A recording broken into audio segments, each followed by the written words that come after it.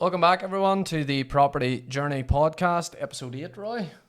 We're getting through them. Getting through them. As you can tell, if you are watching on video, we've got ourselves some nice new equipment. Fingers crossed that we'll be able to get our guests in now. Yep. I'm spending the money on you, Roy. But all for the better. Today's episode is going to be about fixer-uppers. Kind of detailing the pros and cons of buying a fixer-upper in comparison to your sort of move-in ready new build property. So what exactly is a fixer-upper, and how would it differ from a move-in property as such? Starting off with a move-in property is, as you say, it's ready to move in straight away, and you generally find first-time buyers and home movers would tend to go towards that simply due to convenience of it. Fixer-uppers, you would tend to find more so that investors would buy those, because a fixer-upper could be anything that needs a complete rip-out job. It might only have a shell, mightn't even have a roof, or it could simply be a matter of it needs a new kitchen, or needs new carpet, or needs a lick of paint, very basics. Anything that you're fixing up, you're adding value to the property, is what the term fixer-upper comes from. And I suppose my next question would have been, why do some homeowners consider purchasing a fixer-upper? What are the potential maybe advantages of buying a fixer-upper? Well, for a home mover, sometimes they have a strategy or a plan that they'll buy a property that is maybe a wee bit dated, or they want to add value to it, and they'll go in and they'll make those changes, they'll make that investment. They can do that over a period of time. It could be a few months, it could be a couple of years, even by adding an extension onto it. Sometimes we find by spending money, a lot of people overlook the garden on the outside, maybe a nice area to sit out in. By doing that, adds value to it, and for a home mover, they could then sell, buy a better house, move on. And some people continue to do that, to trade up effectively, which allows them to get a better and better house. Or alternatively, some people do that to cash in on the profit that they're making each time, and that the ultimate goal might be that then they're mortgage free.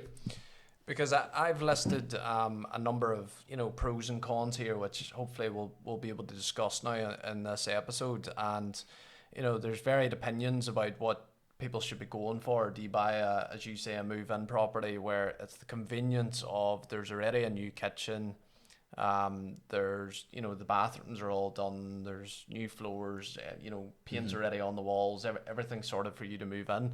Or do you take the plunge of moving into a fixer-upper, knowing that the kitchen needs to be ripped out, everything needs to be done, there could be plaster needs done on walls, as you say, the outside might need a lot of work, and there's no probably right or wrong reason, hence why I want to go through some of the pros and cons today. So one of the pros that is listed is the cost savings in terms of a fixer-upper compared to a move-in property. Well, cost-wise, an initial costing is going to be a lot less, because you're buying a property that is a lower value. So initially you're able to buy a cheaper house, and you're able to get moved in straight away. And then in theory, then if you're able to organise your own trades guys and make your own changes to the property, there's a savings there as well. But that comes with its caveat, because it can't be overestimated or underestimated. You simply have to know what you're spending the money on. You just don't go out and say, right, I'm going to buy a kitchen. You have to, what's the style of the kitchen, what's the quality of the kitchen, who's making the kitchen. That all has a big impact. A kitchen could be anything from, you could go to one kitchen company, they'll give you a price for £1,000, and another one give you a price for £10,000. That's the complete extremes. And just by spending £10,000 on a kitchen doesn't necessarily mean you're going to add value to the property of at least £10,000. Yeah. And because, and you did say there as well, organising your tradespeople as such, very easily you can try and do the work yourself if you're capable of doing it. Can also then cut costs in terms of if you're doing any renovations, if you're able to do it yourself. And then obviously you've kind of mentioned there and it falls probably under that building equity within the property. You know, if you're spending £10,000 on a new kitchen, is the property value going to increase 10,000? Absolutely not. This is a big mistake where a lot of people make. They simply think if they're a novice, they simply come in and paint the house, put in nice carpets, they make it look as really nice as what they would love to live there. They spend X amount of pounds and they think that they can simply put it back on the market again, add that to it, and add a wee bit for good measure. It doesn't work. It doesn't work like that. There's a phenomenal skill set to it as to getting a fine line between, have you got the property purchased initially at the right price? The works that you're doing to it, are they, you know, to a good standard, good quality? Are they adding value to it? And ultimately, will the house then sell at that higher price? You know, is there a demand for it? You know, there's no point expecting this price for it and it might look good, but the one next door is looking the exact same, if not better, and it's slightly lower priced. It's, I suppose, and as well, it's as simple as, you know, I go out and build myself a £1 million house, but if there's no one out there that can buy the house for £1 million, you know, you're sitting with it as such. The customisation and personalisation is obviously a big one as well for a fixer-upper, because when you're moving into a new build house, it's sold as seen, you know, and you're not going to go in really in terms of, you know, putting new features in as such. You can go in and furnish it the way that you want to furnish it, but in terms of that personalisation, you know, if you want a certain style of kitchen or you want a certain style of your rooms laid out or whatever it happens to be, you know, that's kind of already set there. A fixer-upper, I suppose, it comes with the opportunity to design maybe certain spaces. It's down to, you know, a person's personal qualities as such, because, you know, I know I struggle, for instance, if you walk into a completely empty room, you know, it can be very difficult to visualize, well, what would that be like if it had, you know, blue chairs in it and a big brown table, whereas other people could walk in and immediately just visualize what's going where, and that makes a big difference. If you don't have that visualization, then you will struggle in a fixer-upper. Yeah. And that's what I mean, the creative possibilities with a fixer-upper. You can obviously make it reflect that personal style that you want, in terms of, you know, I want to knock in maybe the wall between the living room and the kitchen and open plan it. You know, you've kind of got that space to be able to do that, obviously if it's within your budget. Again, yes, you know, having that visualization to do that. Second of all, knowing that before you buy the house, is that something that you're going to do? Yeah. And ultimately, is it possible to do? There's no point thinking to yourself, yes, I'll knock that wall out and knock that wall out, and then whenever it comes to getting the builder in, and it's a whole big nightmare, and you'll have to, you know, put in steel beams and change the whole layout, and it could be very costly. Yeah, and like, well, and that's, I mean, I suppose you've probably got to balance it up of what exactly you want. You know, are you going to buy a fixer-upper where it's maybe going to be cost price on the market cheaper? You know, how much are you going to spend on it? Is it going to be worthwhile you spending on it? You know, but if you want that freedom and I suppose that opportunity to do it, you know, it makes sense. So the investment potential in terms of a fixer-upper, like, do you know anyone that maybe has invested in or bought a fixer-upper where you've kind of seen the transformation as such? I work with a number of investors, and I actually help them source out some of these properties to do this. And you can, if it's done right, you can add big value to the property. And then it all depends on what is your goal. You know, is it something whereby you want to go in, buy the house, fix it up, and immediately sell it again? Some people are just simply go in, fix it up, hold on to the property and rent it out for many years, knowing rightly that they've got the equity there. Then to split that down into another strategy as well is, how are you financing it? Because the first way there is, you can go in, buy the house straight cash and do the work, you pay for it all yourself, and you've got a ball of equity and savings there. Or other people simply do it with borrowed money, which means you take either private finance, or you can mortgage a property, go in, do the work to the property, and then that increases the value of it. And at that point, you can actually remortgage it which means you change and you're able to borrow more money, and that means you're able to borrow more and pull out some of the equity in the property. So it all depends on what your strategy is. And do you know anyone, maybe even from and I suppose whenever I've said investment potential, I should have clarified that question as well.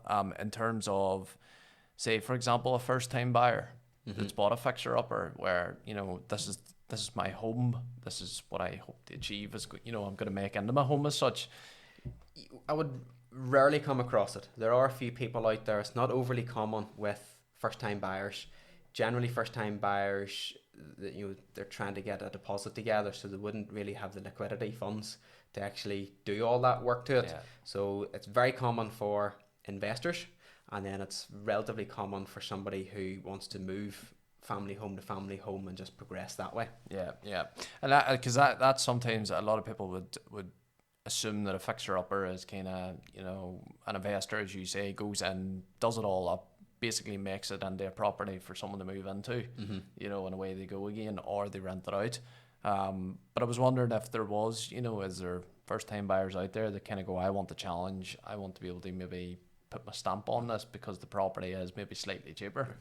Occasionally, as I say, we do come across it, but it's generally, when I think about it, sometimes they're buying it because they know it's a cheaper house, and then what they'll do is, yes, it'll suit them, they can go in and do things very cost effectively, like paint the house, but the likes of the bigger things like changing the kitchen, changing the bathroom, they know that's a bigger expense, and at least it gives them maybe some time to start to save the money to be able to do that. Yeah.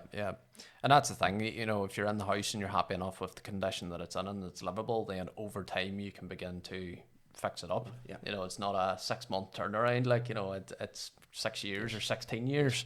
On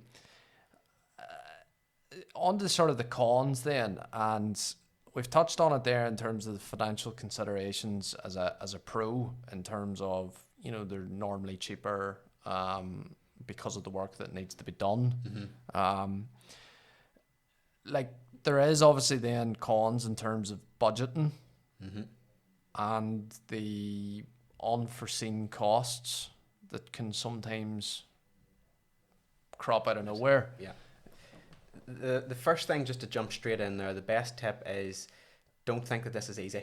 You know, there's a lot of people maybe watch a particular program on TV where they just make it look very, very simple. They buy a house at an auction, they go in, they change a few things, and then they get valuers around, and coincidentally they're all making a fortune at it. Homes under the hammer. It's not as simple as that.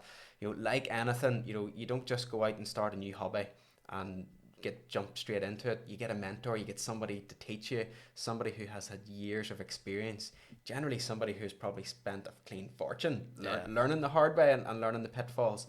It's the same in this industry. Find somebody who has done it previously. There's different groups that you can go to where you can bounce ideas off, but it is highly risky just to simply randomly go out, pick a cheap house, think you can fix it up and sell it for a profit. Yeah, because like you do hear, and I think we've discussed it in what the property investment episode that we did of the podcast, in terms of the horror stories that you can hear where you go out, you've spent money on a property, and before you know it, there's, you know, retaining walls or something needs to be, you know, completely fixed or something, or they're falling to bits or whatever it happens to be. And like, this probably filters in again, you know, how quickly can the expenses begin to mount up in a property when things begin to go wrong as such? Very, very quickly. There's also a risk as well as how are you financing it. So if you're financing it yourself with your own savings, if you're fortunate enough to do that, well, at least, you know, it's not so bad. It's your money that you're tied up into it. But a lot of people would maybe take private finance out, so they'd borrow from a private lender. You know, that means it's a big risk because you're using somebody else's money. Likewise, if you're borrowing money off the bank and you've borrowed the money and then you end up starting to make changes to the house which could impact the value of the house during that stage of the works, you could be in breach of your mortgage, and then your mortgage lender is then going to be coming at you as well. Because and that's the thing, like, you know, you may have a budget set and you've got a figure in your head, and very easily you can begin to stray outside of that because the paint that you were expecting to buy actually was maybe, and this is me being real basic, like, about 40 or 50 quid there, but you didn't realise that you needed, 20 litres of it rather than 10 litres, and it's mounted up, and then maybe something else has cropped up or the doors needed to be replaced, and that's now an added cost. And unfortunately, normally the costs are a lot bigger and need a lot more specialist repairs. Examples could be maybe the foundations sinking. There could be rising damp coming up in. There could be damp coming from outside inside. The whole roof might need stripped and replaced. You're normally talking things like that if you've missed them initially could cost tens of thousands. And on top of that, if you don't have your network of trades guys working with you, in a scenario, if you're doing this on a daily, on a very regular basis, you're going to have a joiner who's going to be able to look at this and predict it very quickly, will be able to do it for you quickly, and it's going to be cost effective. Whereas if you're completely new to the game and you're just phoning around random companies, you could see a big difference in the costs quoted. And I suppose then it when you've got money involved, the other big thing then is your time and effort. And again, if depending on what your ambitions and or what you're aiming to do, like what level of commitment are we talking here? Because as you say, if you're residential and you've moved into a house and you're hoping to fix it up over time, there is going to be a lot of time and effort spent trying to improve your home. But also if you're looking for a quick turnaround, you've got to be committed to getting the job done as such. So it really depends on what time and effort you're going to put into it. There's no such thing as quick and easy money. Some people do think that, and some people think that you can make quick money in property. Anybody who does make quick money in property, they have a great skill. They've spent years probably researching it, learning it, have probably lost a clean fortune, first of all, to learn. And quite rightly so. If they're making money, they deserve to make that money. But for anybody else, a lot of time has to be put into it. And the more time you put into it, the better the reward. But also you have to weigh up the fact of, and I've come across it before, people buying a fixer-upper, and yes, they may be doing things themselves by lifting the carpets and stripping the wallpaper and doing all of that, and they're spending every evening and every weekend doing it, and all they're doing is basically giving themselves an hourly rate for doing that, which it could be something depending on their income. It could probably make more sense to, if they're earning in their own job £30 an hour, it would actually be more beneficial for them, instead of spending every evening fixing up a house. They've been better in their job, making £30 an hour and paying somebody less than £30 an hour to fix up the house. So you have to be very technical and specific on your calculations.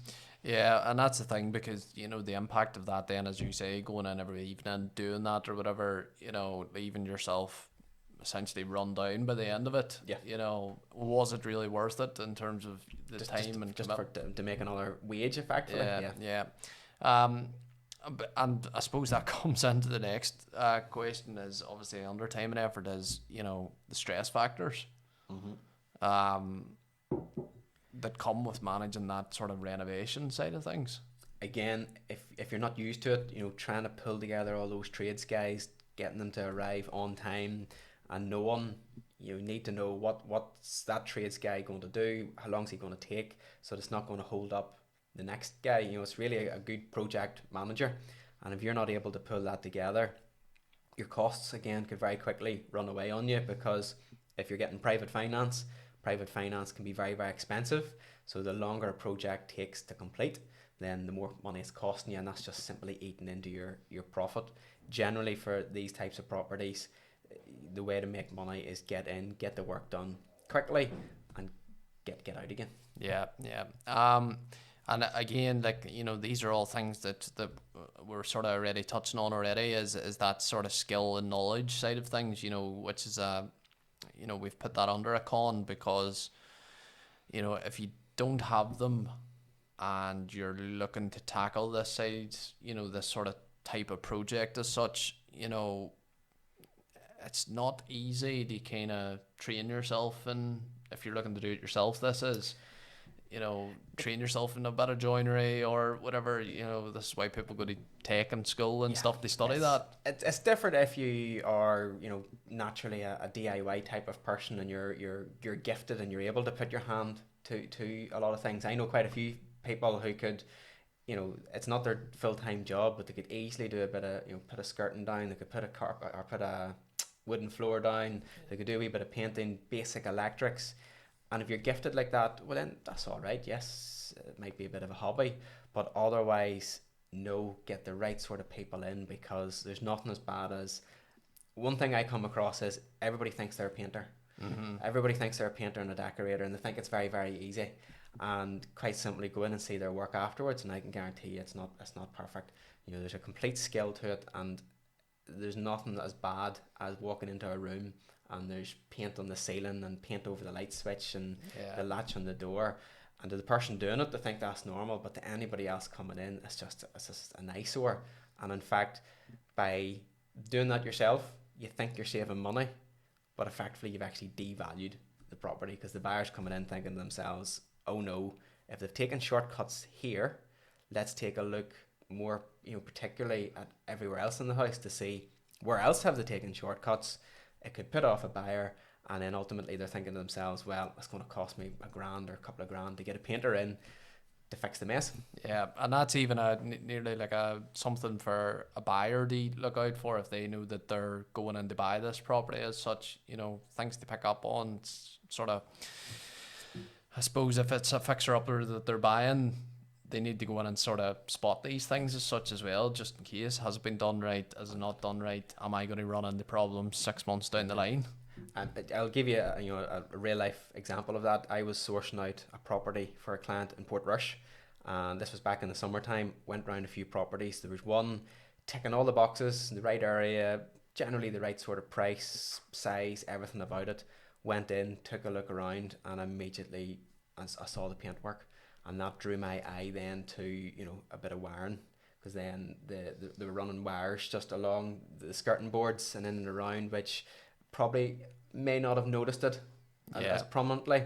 And then got talking, it was the vendor was showing me around, and I just got talking to the vendor, and basically, yes, the vendor was telling me that they did a lot of the work themselves. And then again, starting to look in more detail of the property, you could see there just was no maintenance done to the property. And I immediately walked away from it. Yeah, and you know, some people would be happy enough because they could be going in there looking at that and going, you know what, I'll just fix that up when I'm in. You know, but for other people, again, if they know that they're buying a property that's been fixed up, and again the price is now increased on it per se because the work's been done, you want that work to be right. I do say myself that I am more of a destruction rather than construction. You're not a good painter. I wouldn't say, well, you know, I can paint outside and stuff, but you know, if you ask me to rip tiles off a wall or put them off, you know, that's the fun bit. I rip them up from the floor or whatever, you know, I'll soon put the hours in there. But if you told me to lay the floor, you know, different story. The last sort of con then is the sort of the hidden issues, the surprises that kind of crop up, you know. Like, what common problems or challenges can you see happening when you're doing those fixer-uppers? Is it the unforeseen kind of, you know, you didn't see it when you went to buy the property, basically? Comes down to experience and knowledge. So if you are aware of an area, like I could, for instance, pick two streets in a local town, and I know the experience of those types of houses. There's one of them I know that there's issues with the foundations, and there's another one I know there's issues with damp in them. And that's just by over years of experience and coming across it. So that means then if I'm looking at an investment property in that row of houses, I'm immediately putting that in as my contingency fund as to this may need done or this may need to be looked at. Whereas otherwise, if you're buying a house in an area that you've got no knowledge of whatsoever, or you know, you don't know, you could easily get caught. But that brings me back to, you always need to budget in something for a contingency. Just don't simply go in and say, right, it needs a new kitchen, it needs a new bathroom, that's X amount of pounds. You know, it could be something that you come across an electrical issue, a structure issue. It might be something at that point then where you didn't realise there could be a bit of woodworm in the roof space, which is another maybe hopefully only a few £100 a treat as opposed to a re-roofing job. Yeah. So contingency, making sure you have a contingency and having experience and knowledge. And I suppose even just picking up on that point, does that lay into the, getting an independent survey done? Having someone come into the house to survey it, as nearly like a second opinion if you don't have the experience? If you don't have experience, yes, a survey is very beneficial. It's recommended in every purchase anyway. Once you get to a skill set, whereby, like I work with a guy, hugely successful, a buddy of mine in Dublin who does this regularly. He could literally walk in and he knows just clicking his fingers what needs to be spent without needing a survey. He's just been doing it for so long. He spent so much money on it. He's trained himself on it. He's good trades guys that look after him. He has his team and he immediately can go in and spot everything and know what it's going to cost. That's at the top end, that's the extreme. But at the bottom end, if you've got no experience, no skills, then yes, definitely get a survey done. Yeah. I suppose that's kind of, the pros and cons as such, most of them covered anyway. The conclusion would, what key factors should you kind of weigh up? Is it more what your expectations is? Is it more kind of where you're, what sort of properties you want? Whether you want the hassle? I would say, yes, that brings me on. I would say it's down to what's the goal? First of all, what is it that you're trying to achieve? Is it something that you want to buy a house to move into, to add value, to just feel comfortable that you have a lot of equity or profit in the house, or maybe that you want to cash it in? Or is it something whereby you want this as an investment and you want to make, added wealth that way? So it's the first thing is what is the goal? And second most important thing would be your personality. A lot of people don't realise it. It might look easy, you might think it's easy, but it's all about how will you be able to cope in this scenario. You're dealing with large amounts of money, whether it's your own money or whether it's been borrowed. It comes with an immense amount of stress because of if it doesn't go to plan, how can you handle it? Are you a problem solver? Are you a problem finder?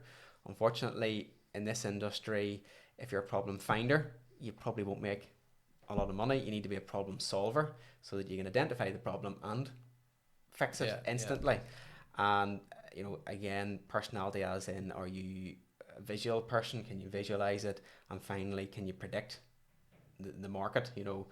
Are your tastes going to be similar to everybody else? There's no point coming in, somebody thinking, yes, I'll add value in their specific tastes, or maybe paint the whole room black and have black chairs and everything. Yeah. But that's not going to technically play out to your common market who's going to want to buy the house, and you want them to buy it quickly. So it's a matter of personality / tastes.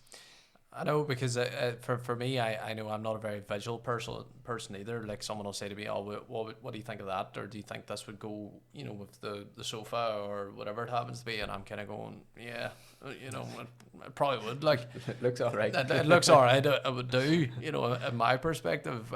But as you say, if you're walking into a house and you're looking at, 6 different rooms that need to be, renovated or redone or whatever it happens to be. If you can't visualize that, that's going to be a very difficult task. You need someone to visualize it, and if you're the type of person that will go, right, so it needs painted, I'll go and paint. Yeah. What color is it that you want me to paint? I'll go and do that, and the other person's basically doing the visualization. Probably one of the ones that you maybe didn't touch on that I maybe think would be relevant is your management skills, in terms of, can you manage a project like this? Can you manage maybe 8 different tradespeople that are coming in, as well as can you manage the stress, and can you manage everything that comes along with the full project as such? It comes down to a lot of people in the industry have a network. They have it's known as a power team, as some people refer to it as, which means you have your electrician, your joiner, your plumber, your mortgage broker, your solicitor, everybody coming together so that you're easily controlling them. And if you don't have that power team as such, and you're using trades guys for the first time, or different, you're using a joiner every single time, or a new joiner every single time, who hasn't worked with the electrician or hasn't worked with the painter and all the rest of it, you know, it makes things very difficult. And for the project manager, you have a lot more stress. Whereas if everybody's working as a team, you're on the same sheet, and it could be the case of maybe, you know, the electrician knows who the joiner is if there's a problem, and they're phoning directly to them as opposed to you as the project manager. So it's all about who you're managing. Not to mention the fact that if you're already, as you mentioned before, if you're in a full-time job and you're doing this in the evenings, and or you know, you have people at the property while you're in work, and you're trying to manage them and also manage your job, it becomes very, very messy, I suppose you could say. You know, like if you for instance using a plaster, and you get a phone call and you're in the middle of the work, and the plaster says, "Here, I've just landed on site here, you know, where's the cement? Yeah. Oh, was I meant to get the cement? Was I to get the sand for you?" And then it's a whole juggling exercise and the stress of it. So it's all about planning and getting the team. And that's the thing, like for me, it's interesting to find out that there wouldn't be as many, I suppose, first-time buyers as such buying fixer-uppers. Nope. You know, it is mainly more for, you know, an investment side of things. That's something I thought it would have been quite common for first-time buyers to go in, kind of go, right, this is my project house. I'm going to, over the years, do it up, and whether it's one room at a time or whenever I get the finance sort of sorted, that side of things. But it's an interesting, I suppose, opportunity for some people. Mm-hmm. And as you say, whether it suits their choice or not, that's up to their personal ambitions and what their goals and stuff are. So I think that'll do us today, Roy, for the podcast. That's the pros and cons of fixer-uppers. And we will be back very soon again with the next episode. So thank you very much. Thank you, Chris.